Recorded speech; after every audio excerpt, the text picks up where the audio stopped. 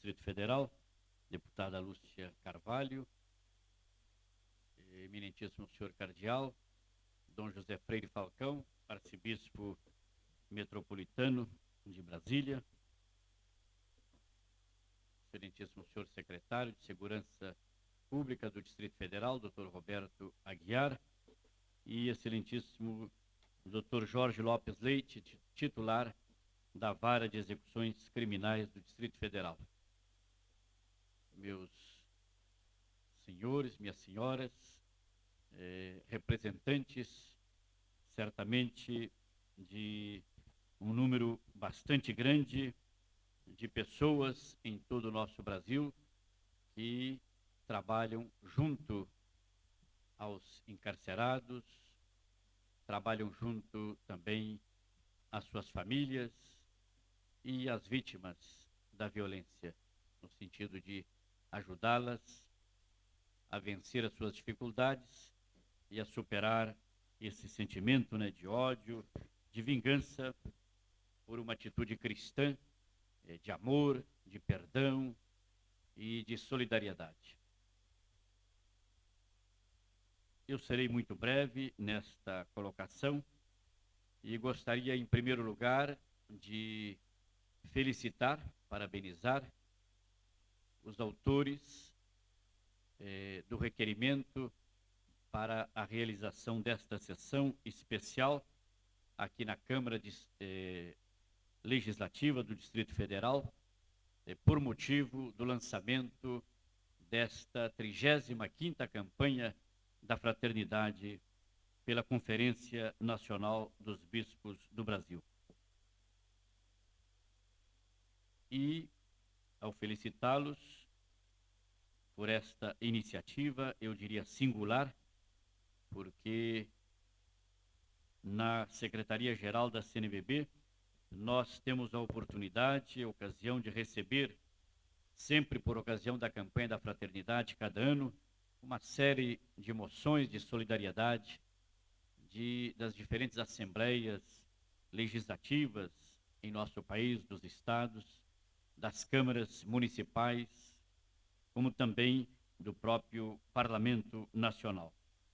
Mas uma sessão assim, dedicada especialmente ao tema da campanha da Fraternidade, creio que é uma iniciativa realmente singular desta Assembleia aqui do Distrito Federal, e já é pela segunda vez que se realiza esta sessão, em comemoração da campanha da Fraternidade.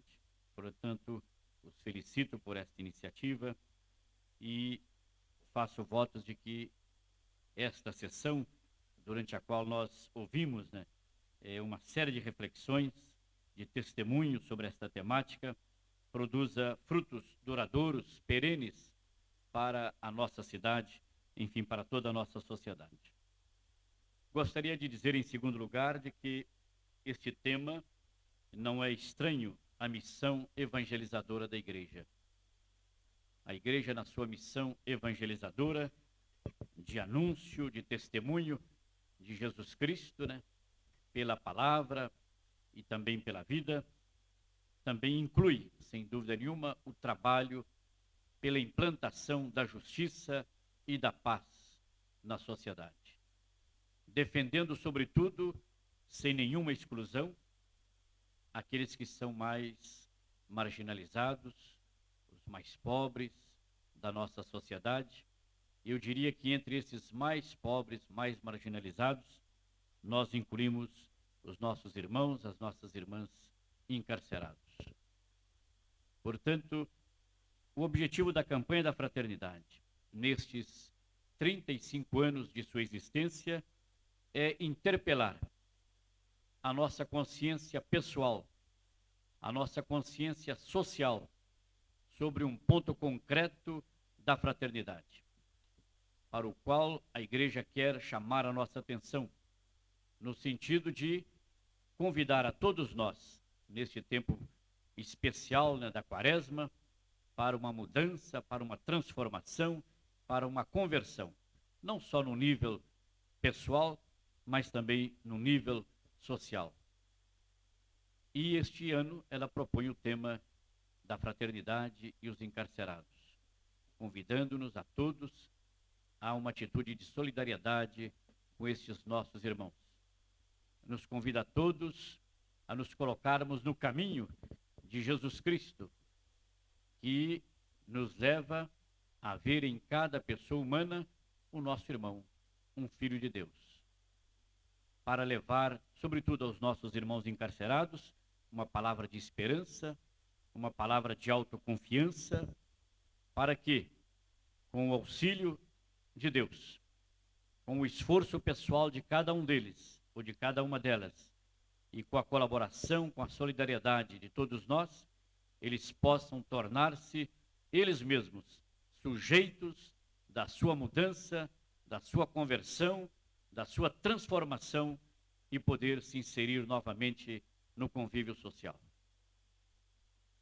E a campanha da fraternidade, portanto, quer, com o lema deste ano, Cristo nos liberta de todas as prisões, nos fazer também enxergar para além da prisão, né, numa cela, enxergar outras formas de prisões, das quais nós muitas vezes nem sequer nos apercebemos, e que são também geradoras de violência, geradoras de crimes, pelos quais nós nos tornamos, de certa maneira, também corresponsáveis.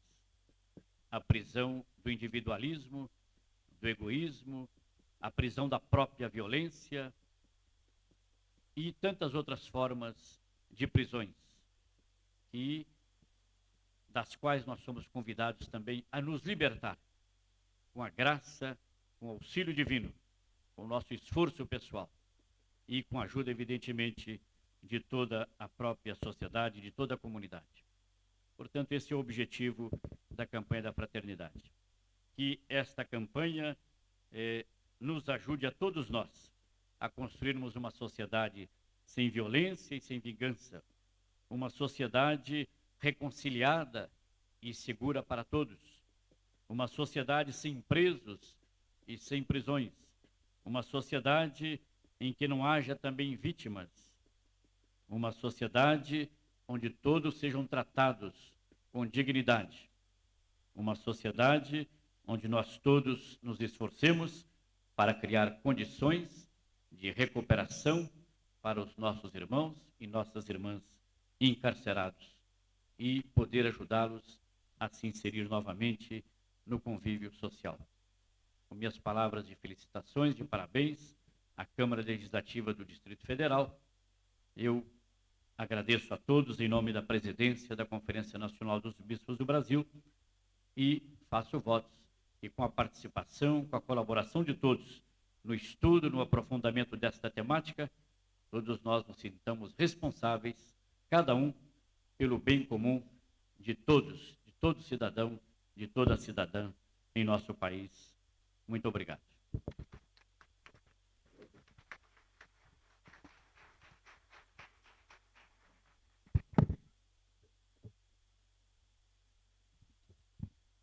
Com a palavra, Cardeal Dom Freire Falcão. Senhora Presidenta de nossa Câmara Distrital, caros componentes desta mesa, senhores deputados, meus senhores e minhas senhoras. Primeiro, uma palavra de agradecimento muito sincera à Câmara Distrital de nosso Distrito Federal, porque pela segunda vez acolhe aqui nossa sessão solene o tema da campanha da fraternidade, que, embora tenha sido elaborado pela Igreja Católica, de fato extrapola os âmbitos da Igreja Católica. É destinada realmente a esta campanha a todas as pessoas de boa vontade, católicos, cristãos ou não cristãos. E quem sabe se, ao celebrar 2000 anos da vinda de Cristo nesta terra, no ano 2000, não possa ela também ser elaborada com a colaboração e o apoio das outras igrejas cristãs. Depois, também o nosso agradecimento muito sincero às igrejas cristãs aqui presentes através dos seus pastores, que participam conosco também na defesa da dignidade da pessoa humana. Agradecimento de uma maneira muito particular a todos que estão empenhados na pastoral carcerária, Eu não me refiro só aos católicos, não. Também às diversas igrejas evangélicas. E a outras pessoas também de outras confissões religiosas, ou talvez também que não tenha nenhuma confissão religiosa, né? Que realmente se dão a esta tarefa tão difícil, mas tão nobre, né? De ajudar estes irmãos numa situação tão difícil para eles. Agora, duas rápidas observações. Primeiro, o que há de mais excelente aqui na Terra, dizia Santo Tomás de Aquino, é a pessoa humana. A pessoa humana é o centro-fim de todas as realidades sociais. E ela não perde essa sua dignidade fundamental e essencial por algum crime que ele tenha cometido, por maior que seja. E por isso é um dever da sociedade como tal, procurar recuperar as pessoas que, mesmo que tenha sido por maldade, por convicção, tenham cometido um crime grave contra o seu irmão ou contra a própria sociedade. Né? Depois eu lembro o seguinte, que a vida humana é um bem unitário. Quando ela é ferida em qualquer um de seus segmentos, é toda a vida humana que está ameaçada. Se hoje nós não defendemos a dignidade do preso, por maior que tenha sido o crime que ele tenha cometido, amanhã haveremos de defender também a destruição, por exemplo, daquele que é opositor político nosso, o ideológico, o religioso. Haveremos de justificar, por exemplo, a purificação racista, e é o que nós realmente assistimos em nosso século, que fala tanto dos direitos humanos e, de fato, na prática, tem destruído realmente a pessoa humana, né, por qualquer razão. Ou se defende toda a pessoa humana na sua dignidade fundamental, ou se termina por destruir essa pessoa humana. Depois, para mim que sou cristão, as palavras de Jesus me falam profundamente. Quando Jesus disse, eu estou com fome e não me deste de comer, eu estava nu e não me vestiste, estava preso e não me visitaste, Jesus não se referiu ao tempo em que ele foi preso, evidentemente, né, e foi condenado injustamente. E a Bíblia não fala em momento nenhum que ele esteve nu, né, que precisou também de alimentos. Ele se refere àqueles que, através dos séculos, qualquer pessoa humana que se encontra numa situação realmente de profunda marginalização social. Ele deu esse exemplo do nu, do faminto e do preso. Né? Ele com ele se identifica. E quando ele se identifica com ele, não significa que ele apoia o crime, ou apoia a maldade humana. Mas ele está onde há mais necessidade de sua graça, do seu poder e da ajuda dos seus irmãos. Depois lembraria que, por maior que seja a profundidade do mal, ela só pode ser vencida com a altitude do bem e do amor. Realmente, se nós somos capazes de dar a vida pelos outros, os outros haverão também de mudar. É evidente que, não digo que todos os presos sejam recuperáveis, mas muitos podem ser. Há alguns anos eu participei de um sínodo dos bispos, uma reunião de bispos de todo mundo em Roma, e uma religiosa já idosa, ela nos falava de sua congregação religiosa, um depoimento realmente impressionante. E a sua congregação, que existe na França, não existe aqui em nosso país, é consagrada inteiramente à pastoral carcerária, orando pelos presos e dando assistência aos presos. E muitas daquelas religiosas de sua congregação eram antigas prisioneiras.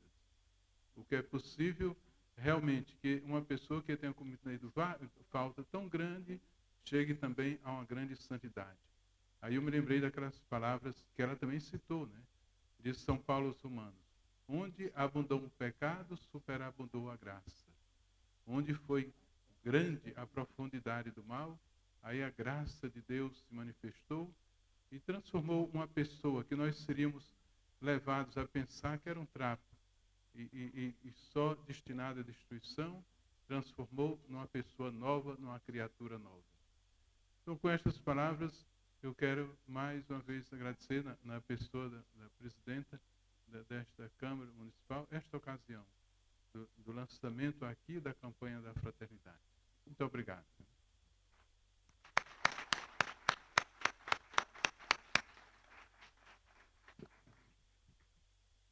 Com a palavra, o excelentíssimo senhor secretário de Segurança Pública,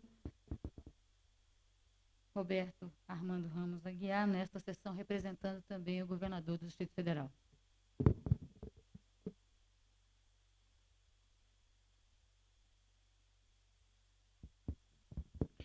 Senhor presidente da Câmara Legislativa do Distrito Federal, José Freire Falcão, arcebispo de Brasília, Dom Damasceno, além de meu amigo, secretário-geral do CNBB, doutor Jorge Lopes Leite, responsável pela vara de execuções criminais do Distrito Federal.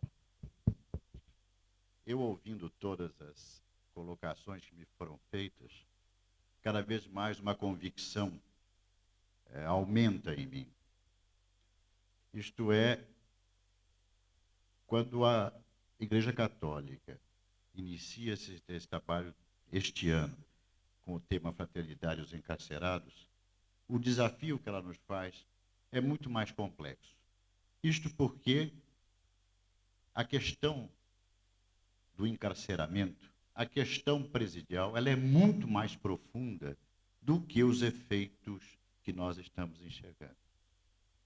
E a primeira observação que eu queria fazer é que a prisão é uma instituição histórica datada. E digo de uma maneira assim meio assustadora a todos nós, que a prisão é muito nova, é uma pena muito nova. Nós só temos penas privativas da liberdade a partir do século XIX. Antes, os cárceres só eram locais de guardar pessoas que iam sofrer outras penas, chibatadas, chicotadas, vergastadas, etc. Penas de morte. A privação da liberdade, enquanto pena, só aparece no século XIX, pelo Código Penal francês, quando, paralelamente, na produção, foram criadas as caixas econômicas na França. E o que era a Caixa Econômica? Era um contrato entre trabalhadores e empresários em que o trabalhador ficava preso dentro da empresa, não recebia o seu salário e, ao final de um ano, ele recebia seu salário com juros da Caixa Econômica. Então, há uma homologia entre a estrutura econômica produtiva da primeira Revolução Industrial e, do outro lado, as novas formas punitivas. Assim, a prisão se torna pena e não local de espera e de aguardo de pena. Isto é algo datado. Se é algo datado, é algo que também desaparece. Não conheço nenhuma instituição social que seja eterna. As instituições sociais mudam, se transformam em função das transformações sociais. Então, me parece muito importante, para a nossa reflexão, não colocar a prisão como algo que é definitivo, isto é, até o fim da humanidade, a prisão vai existir. A prisão é uma instituição passageira na história. E aí, então, vale algumas observações. Primeira delas, nós precisamos abrir nossas cabeças. Juízes, promotores, executivo, e retirar uma tatuagem muito estranha que todos têm de pensar que tratar com a delinquência só é prender ou só é multar. Está aí a lei de execuções penais, que dá uma série de alternativas que, pelo menos, possibilitam que nós não misturemos num coquetel perverso um simples criminoso com um criminoso de alta gravidade. Este é o primeiro. O segundo ponto é o seguinte: em termos imediatos, o que a Secretaria de Segurança vem fazendo perante esse problema bastante claro, bastante cruel? Nós temos uma estratégia minimalista. Nós não pretendemos fazer grandes construções, que grandes construções só servem para grandes gastos e ainda aumentar o custo operacional.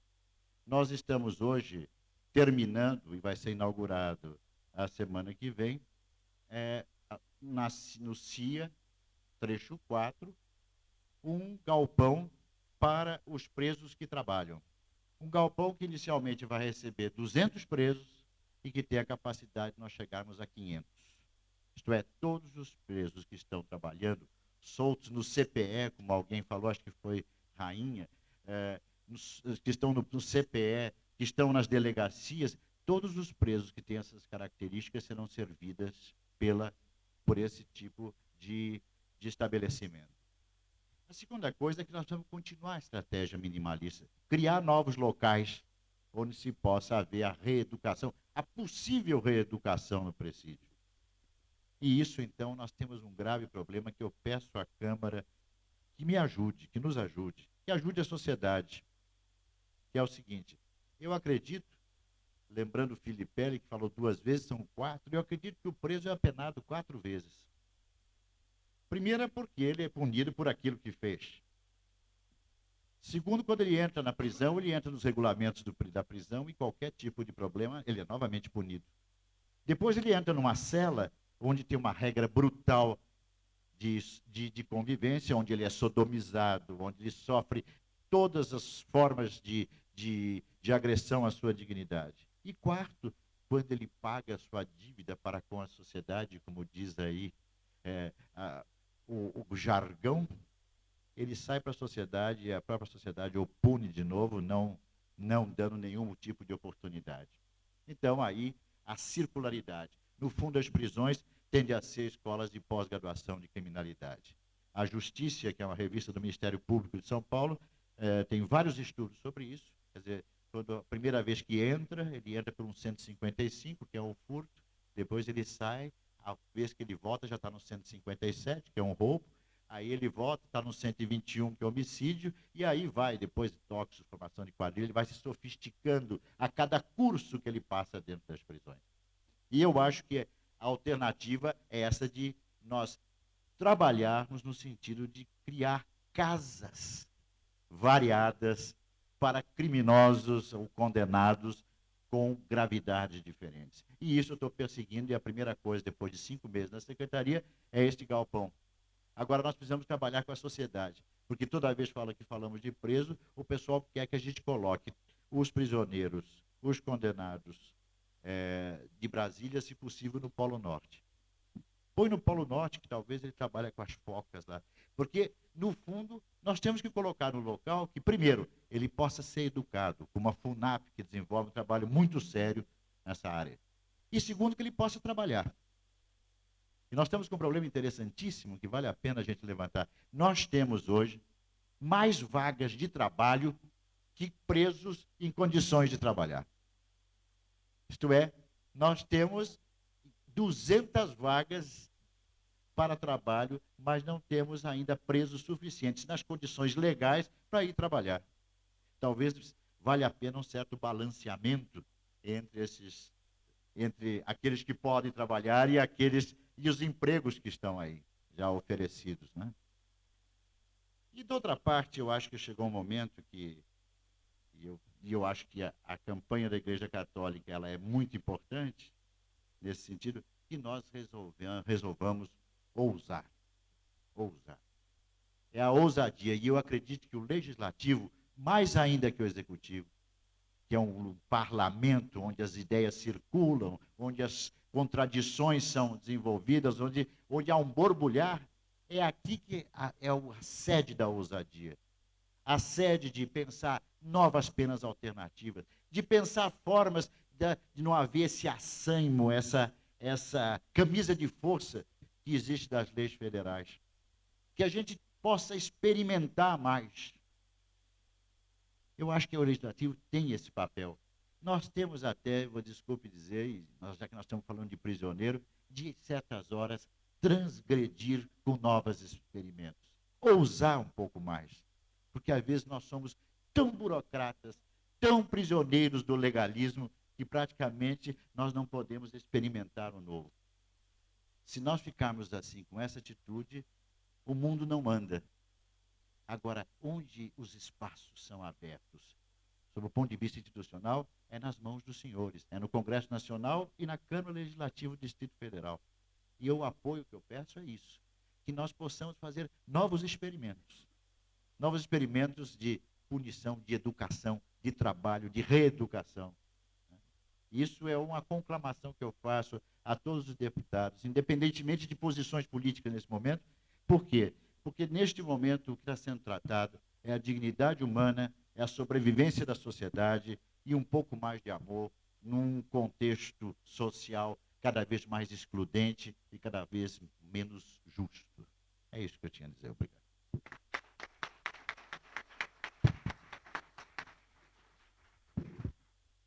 Senhores membros da mesa, companheiros parlamentares, autoridades aqui presentes, representantes das comunidades eclesiais de base, minha saudação, e quero transmitir a todos a felicidade de termos a oportunidade de, pela segunda vez, uma casa legislativa com características e status de Estado abrir a campanha da fraternidade. É a única, aliás, Dom Freire Falcão me dizia que tem esse ritual. Portanto, eu acho que só enobrece o trabalho de todos nós, embora visões distintas aqui apresentadas, as quais nós respeitamos.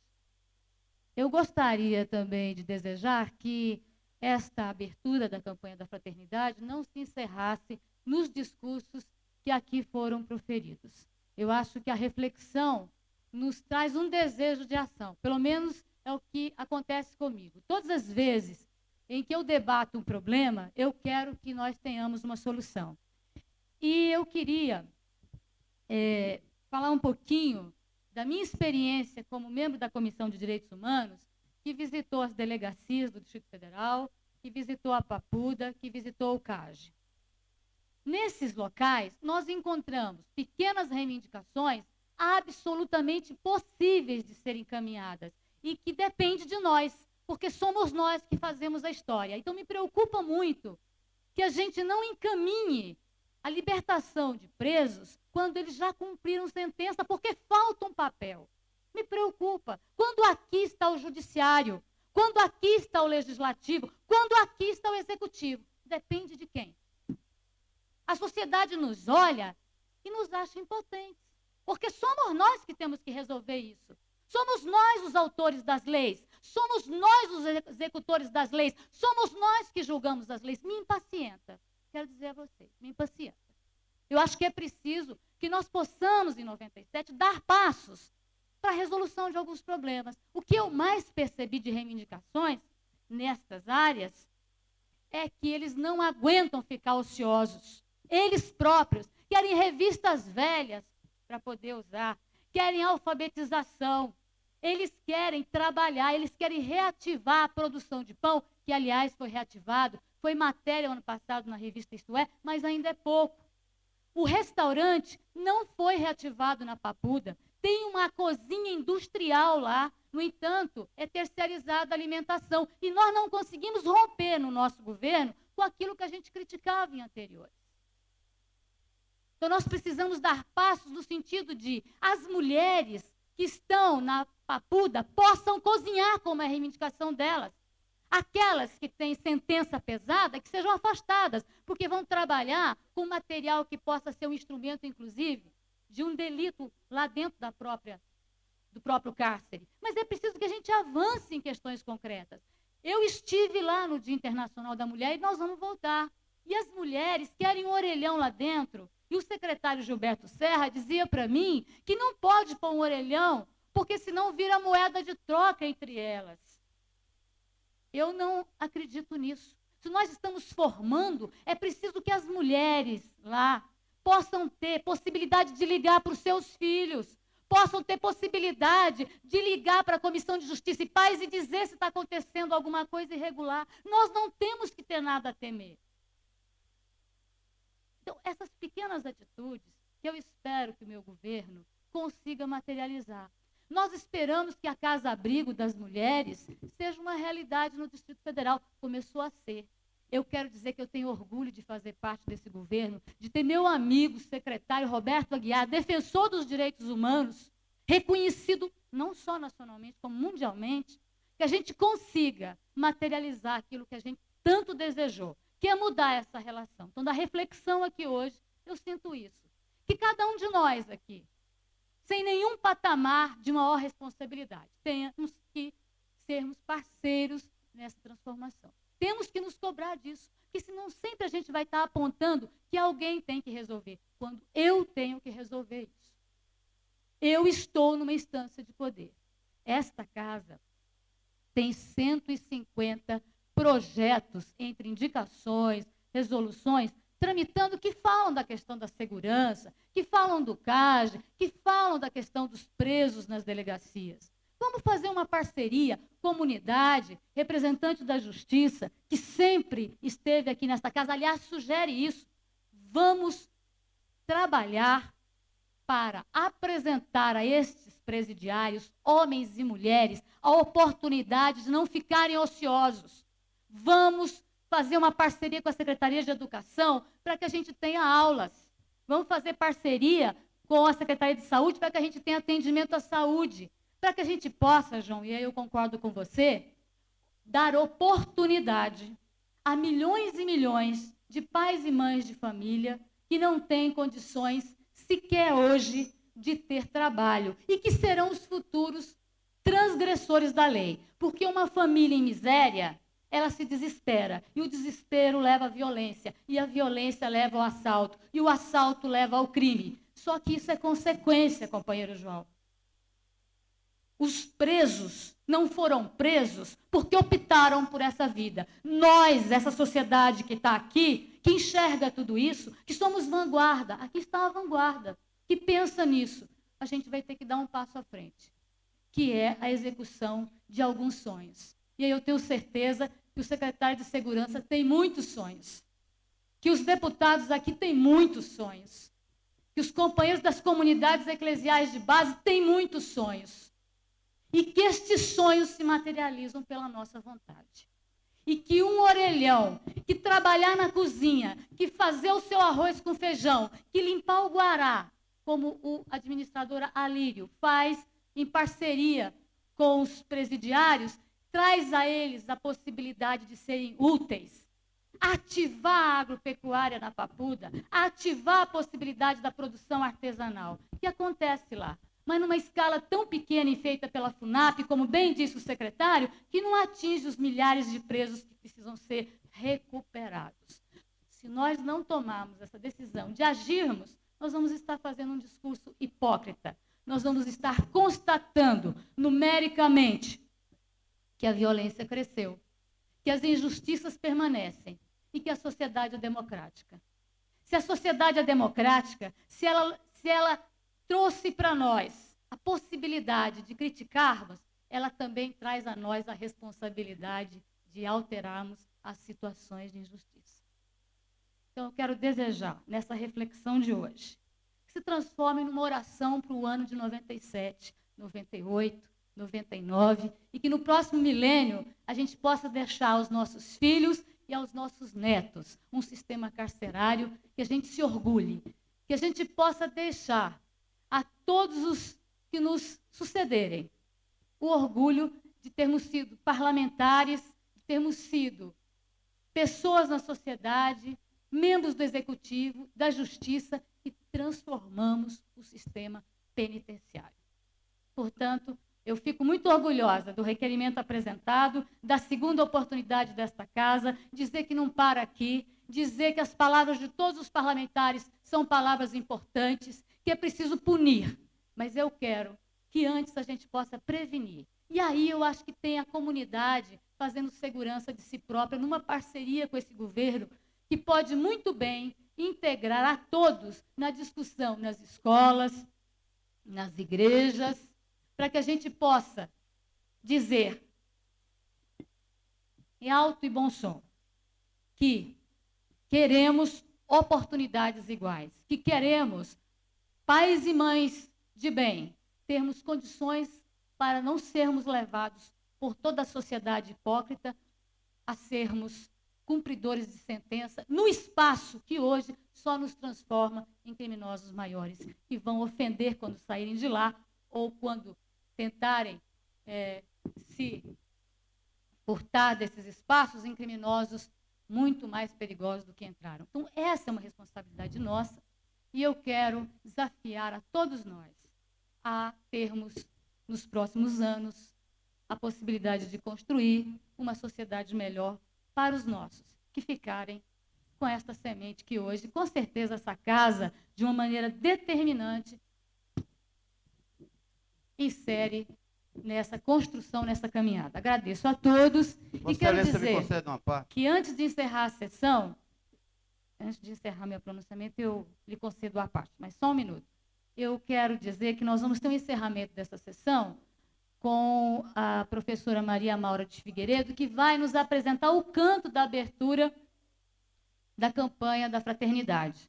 Então, antes de encerrar, eu quero dizer que ela, as crianças, né, o violeiro vai estar aqui para poder mostrar para nós o canto, porque faz parte da nossa cultura também, né, nos alegrarmos. Eu acho que no início eu senti assim um pouco de falta de energia, e eu acho que depois foi num crescente e eu sinto que a gente é capaz de fazer muita coisa boa. Pela ordem, deputado João de Deus. E muito obrigada por terem me ouvido até esta hora, né, todos cansados, depois de ouvir tanta gente. Eu quero agradecer a presença de Dom Freire, Dom Damasceno, do amigo Roberto Aguiar, secretário de Segurança, e o nosso sempre presente, doutor Jorge Leite, que sempre esteve conosco no debate na mudança do sistema carcerário no Distrito Federal. E todos aqueles incógnitas, anônimos, estão sempre aqui trabalhando para construir a democracia. João, com a palavra. Deputada Lúcia Carvalho, Vossa Excelência tem razão quando fala da questão do preso trabalhar. Eu também concordo. Eu acho que o preso tem que trabalhar, inclusive para manter as famílias que ele vitimaram. Agora, eu cerro fileira junto com o nosso secretário de Segurança quando ele proíbe que um telefone público num presídio cause risco à sociedade e os policiais que fazem a segurança daqueles indivíduos lá, que inclusive impede a fuga. Botar um orelhão no presídio é dar muita cancha para bandida ou bandido. Eu gostaria de chamar os que vão nos apresentar, sob a coordenação da professora Maura, a música que vai ser tema da campanha da fraternidade.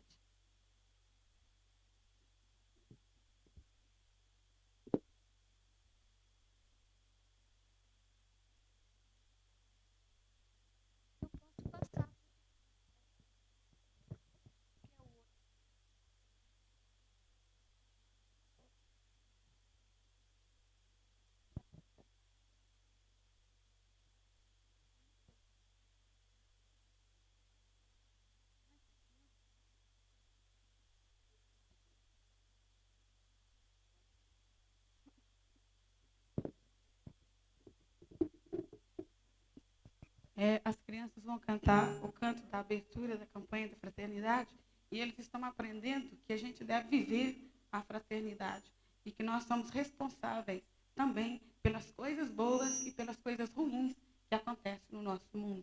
Por isso eu convidei as duas crianças, não trouxe o coral todo, eu sabia que o tempo seria muito longo, né, para criança, mas eu trouxe duas crianças porque desde pequeno é bom que eles aprendam que esse mundo ele só se torna bom se a gente também se tornar bom. É isso?